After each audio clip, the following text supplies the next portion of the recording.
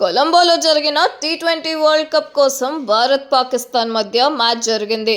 ఈ మ్యాచ్లో పాల్గొనడానికి పాకిస్తాన్ నుంచి కొంతమంది అభిమానులు కొలంబో వచ్చారు. వారికి మ్యాచ్ చూడడానికి అయిన ఖర్చు ఒక్కొక్కరికి సుమారుగా 8,000 దీరాంలు, అంటే సుమారుగా 1,97,000 రూపాయలు. ఈ మ్యాచ్ చూడడానికి వచ్చేటప్పుడు ఇంట్లో వాళ్ళ పిల్లలు, భార్యలు ఈ మ్యాచ్కి వెళ్ళడానికి నిరాకరించారట.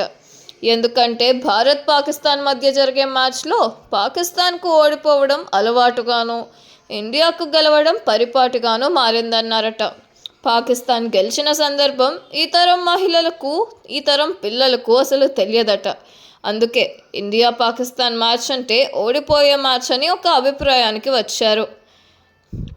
అయిపోయిన పెళ్ళికి ఓడిపోయే మ్యాచ్కి డబ్బులెందుకు దండగా, ఆ డబ్బులతో పిల్లలకి ఏమైనా కొనివ్వచ్చు కదా అని వారి భార్యలు వీరిని మ్యాచ్కి రానివ్వకుండా అడ్డుకున్నారట.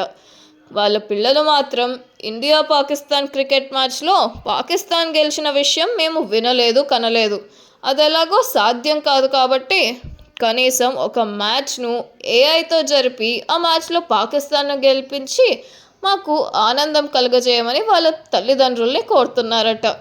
కనీసం ఆ పిల్లల కోరిక తీర్చడానికైనా సరే పాకిస్తాన్ ఐటీ మంత్రిత్వ శాఖ ఏఐ ద్వారా ఒక ఇండియా పాకిస్తాన్ టీ20 మ్యాచ్ ఆడించి ఆ మ్యాచ్లో పాకిస్తాన్ గెలిచేట్లుగా చేసి పాకిస్తాన్ పౌరులకు, పిల్లలకు ఆనందాన్ని కలుగజేస్తే బాగుంటుందేమో. మరో విషయం ఏంటంటే, ఇంట్లో భార్యలు వద్దంటున్న సుమారుగా మనిషికి 2 లక్షల రూపాయలు ఖర్చు చేసి కొలంబో క్రికెట్ మ్యాచ్కు వచ్చిన పాకిస్తానీ ఫ్యాన్స్ మరలా ఇంటికి వెళ్ళాలి. ఇంటికి వెళ్ళిన తర్వాత ఇంట్లో వాళ్ళ భార్యలు పెట్టే శాపనార్థాలు భరించలేక తిట్లు తినాలనే భయంతో, డబ్బు వృధా అయిందనే బాధతో ఏం చేయాలో అర్థం కాక తలలు కొట్టుకుంటున్నారు.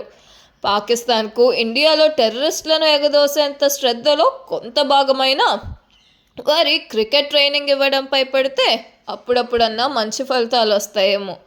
కనీసం పాకిస్తాన్ ఏఐ మ్యాచ్లో అయినా ఇండియాపై గెలిచే విధంగా జాగ్రత్తలు తీసుకోవాలి. లేకపోతే ఆ మ్యాచ్లో కూడా ఓడిపోతే ఇంకా పాకిస్తాన్ తలెక్కడ పెట్టుకోవాలో అర్థం కాదు. ఇంకో ముఖ్య విషయం ఏంటంటే, భారతీయులు అత్యంత పవిత్రంగా జరుపుకునే మహాశివరాత్రి రోజు భారత్ జట్టు పాకిస్తాన్పై శివతాండవం చేసింది.